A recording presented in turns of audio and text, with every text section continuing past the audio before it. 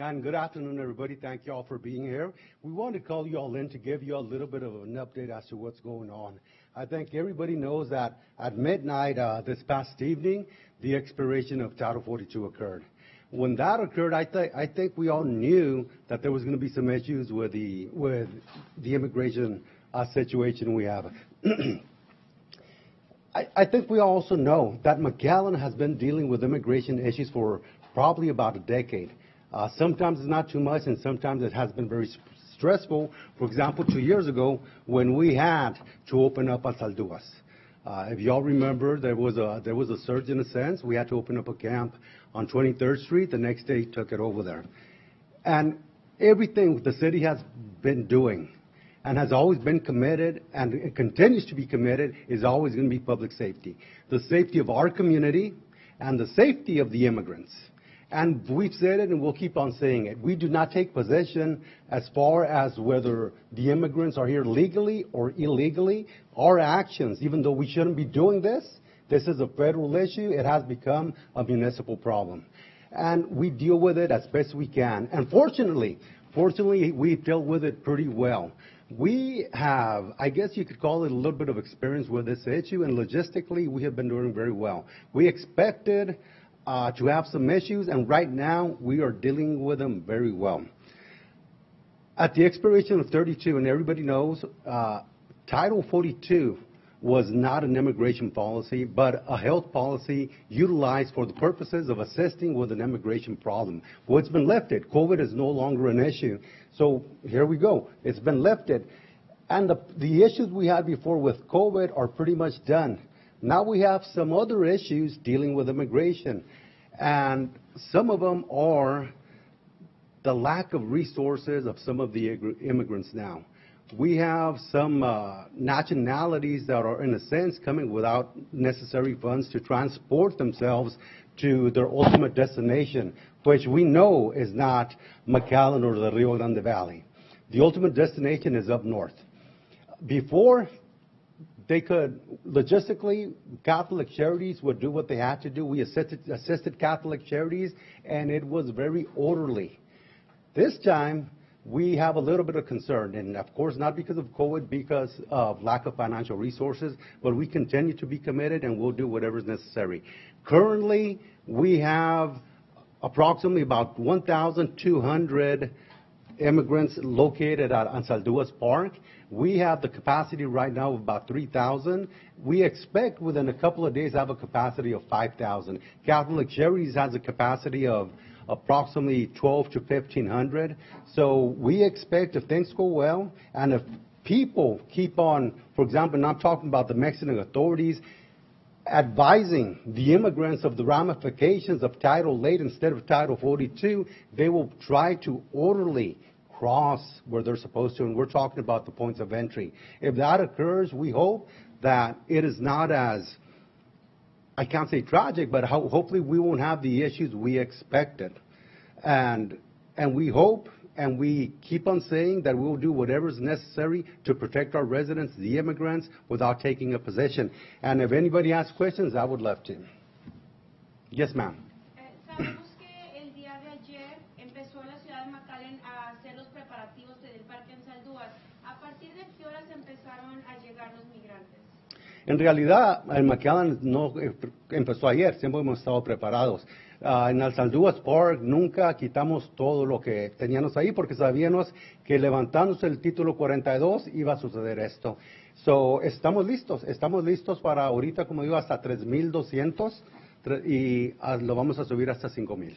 ¿Por qué la ciudad de McAllen tomó la decisión el día de hoy de hacer la declaración de desastre? La declaración siempre la hemos tenido desde hace 2 años, cuando hicimos la declaración de desastre, pero también contenía COVID. Pero lo que hicimos hoy es para aclarar todo, sacamos el tema de COVID y solamente queda el problema de ahorita. You say that in English about the disaster declaration ending with the COVID policy, and today you declaring a new declaration?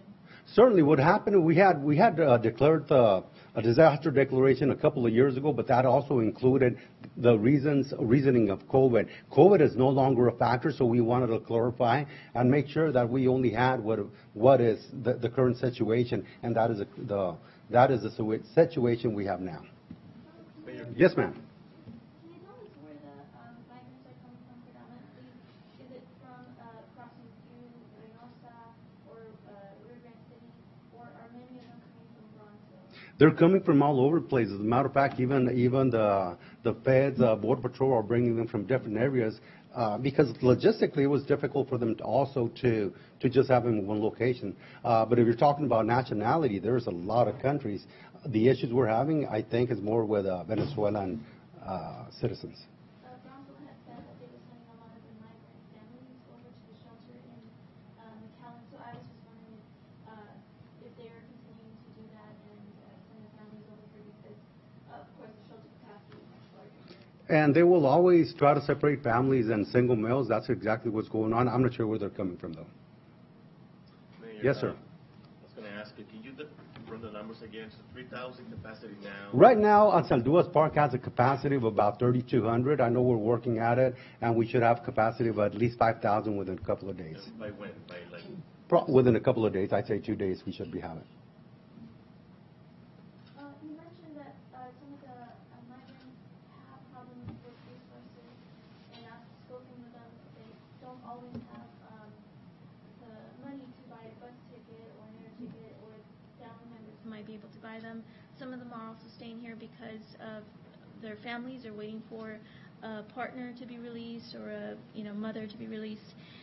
How long can they stay at Anzalduas, and how is the city preparing to deal with perhaps this particular demographic who may be here longer than, in 2021? Well, with the issue of waiting for family members, we don't know when that will occur. What we do know is that we do have the assistance of our governor with buses should it be necessary. We all know that any transportation by the state buses is on a voluntary basis, and hopefully to an area where the immigrant wants to go. Currently, they're being sent to Chicago, to New York, in different areas. And ultimately, we all know this is not where they want to be. It's not the border area. It's up north, whether it be Houston, Dallas, San Antonio, Chicago, New York. So I think hopefully with the governor's assistance, that should alleviate some of the issues. Now, the issue of waiting for family members, that's totally different. Did those buses already start? I think they are available. They are available, and it depends on the number of people that are going to a specific point. I guess they'll get them all together and, of course, voluntarily, and then hopefully that'll help us alleviate. There's also a weather event expected. How are you guys preparing for that in Anzalduas? Well, you know what? That's exactly what we were talking about. We are in the beginning, 20 days, or actually 19 days for the beginning of hurricane season. We also know that generally when there's a very bad hurricane, it's usually in the beginning of the season, even though it's just the beginning. We are concerned about it, and of course our team is ready to do what's necessary, and then we're in constant communication, especially with the governor's office, to be able to see what we need to do in case we have to evacuate or relocate. Thank you, Mayor. ¿Podría Yes. compartir de nuevo con nosotros en español lo que acaba de mencionar del tiempo severo y también agregar un poco si la ciudad de McAllen tiene un plan en dado caso que se llegue a presentar quizás lo que hemos visto en El Paso, ya que inmigrantes no están saliendo de la ciudad tan rápido como anteriormente debido a la situación económica? Claro que sí, es uno de los temas que hemos estado platicando, que es poco diferente porque muchos de los inmigrantes ahora no tienen los recursos financieros como antes tenían. Y ellos en realidad no se quieren quedar aquí en McAllen, en la frontera, se quieren ir para arriba, sea New York, Chicago, San Antonio, Dallas, otros lugares. Y tenemos ahorita el tema de the weather. Y estamos 19, 18 días a comenzar hurricane season y nos preocupa porque muchas veces los huracanes más fuertes son en el comienzo. Claro, hay muchos más después, pero los fuertes que hemos tenido casi son en el principio de la temporada. Y claro, estamos en comunicación, siempre tratando de hablar no solamente nosotros, sino con el condado, con los federales y estatales, en qué se puede hacer si hubiera haber una emergencia. No va a ser fácil, pero trabajando todos juntos, ojalá que podamos hacer lo necesario. I was wondering, has Border Patrol shared the number of people who have crossed through this sector, or at least through McAllen, through this area in the last 24 hours? We keep on getting informed. We have great communications with Border Patrol, with Customs, with the county, with everybody. It's a collaborative effort, and we've been doing very well. So we know what's going on all the time. I can't remember the numbers, but I tell you, the numbers keep on increasing. What we're trying to also to reduce is the numbers of immigrants crossing outside of the port of entries. And that's one of the main concerns, because if something's going to happen, we want it to be orderly and we want it to be legal. Bronxville had a decrease in the number of migrants who came in the last 24 hours. I believe it was 1,800 compared to their peak a few days ago, which was about 2,500. Did you all see any similar decrease in what you saw yesterday compared to what we've been seeing in the previous days? I can't necessarily say a decrease, but what we do know is that the Mexican authorities and also some of the NGOs over there were talking to the immigrants and explaining to them the ramifications of a Title VIII, of what could happen if they don't cross properly. What could happen? They could be banned for 5 years, and that's definitely something that they don't want to do. We're hoping that they're heeding the warnings, and that's one of the reasons that we're not having the number that we initially expect, and we hope it keeps up that way. Well, lastly, you mentioned that McAllen has dealt with this before. I know I've been here and seen that, but can you just tell us how McAllen has been uniquely prepared compared to other ports of entry where you have had the benefit of dealing with this since 2014? Well, that's exactly it. It comes with experience. I think we have our emergency team has been prepared, is very well prepared, very well versed as to the laws and what has occurred, what can occur. And it's not just the city of McAllen. We work in conjunction with, of course, the county, the state's Office of Emergency, the federal government. We have a great relationship with our chiefs, from Chief Ortiz in Washington to Chief Chavez here locally. So we are in constant contact with everybody, informing, getting the information necessary to act in the best way we can for our community. Alcalde, ¿qué lo hace diferente que ahora tomaron la decisión de inmediato cerrar el parque en Saldúas? Ya hace 2 años lo habían cerrado parcialmente y debido al incremento de migrantes ya se tomó la decisión de cerrarlo por completo, porque ahora fue muy rápido en cerrarlo todo. No estoy completamente seguro, pero una de las cosas que esperábamos era quizás que el número de inmigrantes iba a ser inmenso. Okay, y tenemos que estar listos para proteger, aunque no es nuestra responsabilidad, a proteger a los inmigrantes, porque no lo estamos deteniendo. Acuérdense, no podemos detener a los inmigrantes, sino asistirlos con shelter, y con comida, con lo que podamos, para que ellos sigan su viaje para el norte.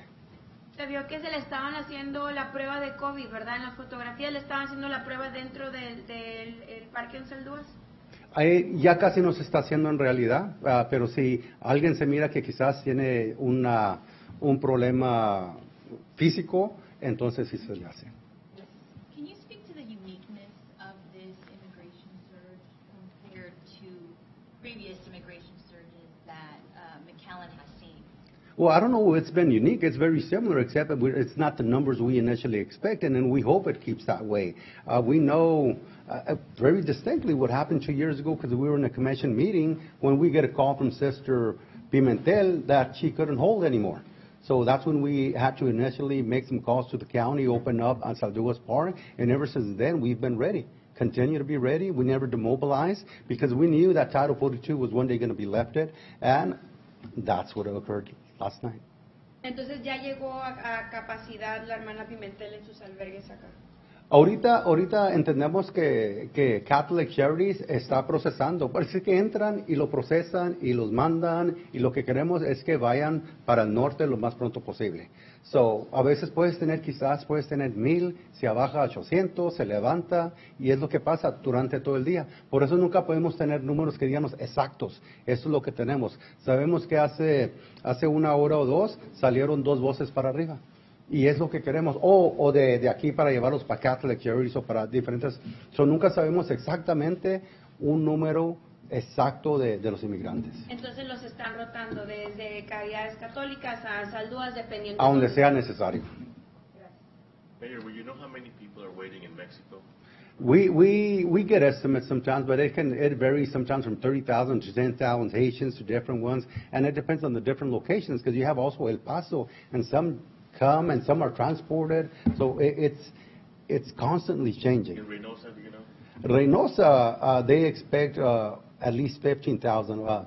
I don't know whether we've had too many Haitians cross, but we know there's a big number of Haitians located in Reynosa right now. Can you say exactly what preparations are taking place at the park for the overcapacity? We have the same preparation we've always had. We have with shelter, we have everything ready, for nutrition and safety. We have security out there, and just to make sure that they're protected. And we keep on saying it is not our responsibility. It's a federal issue that has landed on our laps.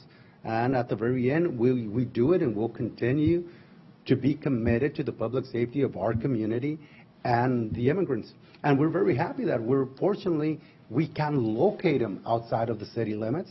And we are also very lucky that even though they don't have to stay there, they have been. We haven't had the issues that a lot of people expected here at Catholic Charities in downtown McAllen, and we don't have, hopefully haven't had, and hopefully won't have too many issues in Ansalduas Park. So the concerns of some of the public are, is this going to be a drain on the city's resources, helping out police calls for citizens other than the migrants?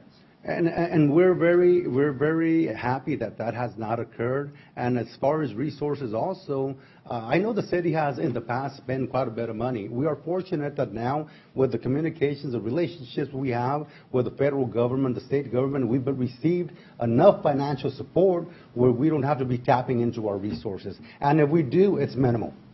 It's minimal. So we have the expenses covered, we have our people covered, and we're going to keep on doing it. FEMA distributed some funding through EFSP.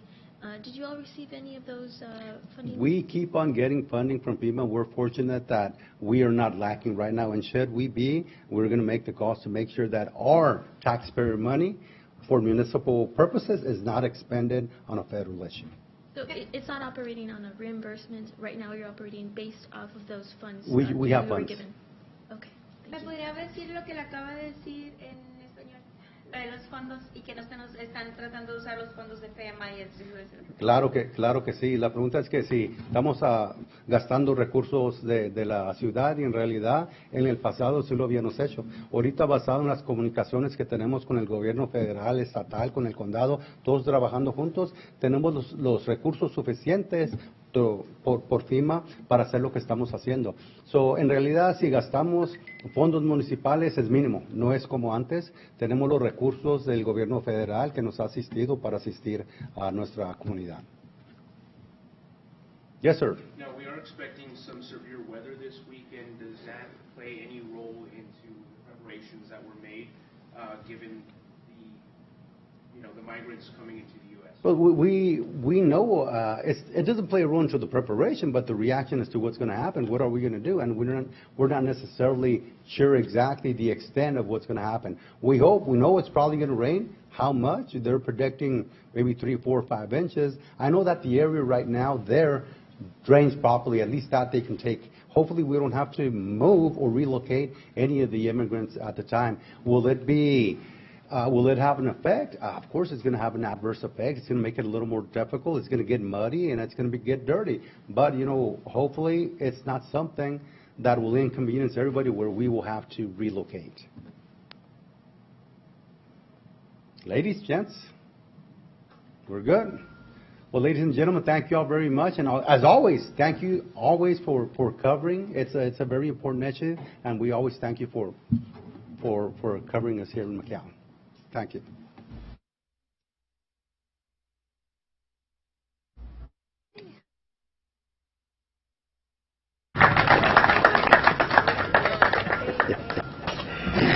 Thank you, Commissioner Aguirre. Yeah, I wear boots in honor of my dad, so it's a pretty cool thing. So thank you, Rudy. Where's Rudy? Thank you, Rudy, for having us here on the south side of McAllen. I knew I was on the south side, Rudy.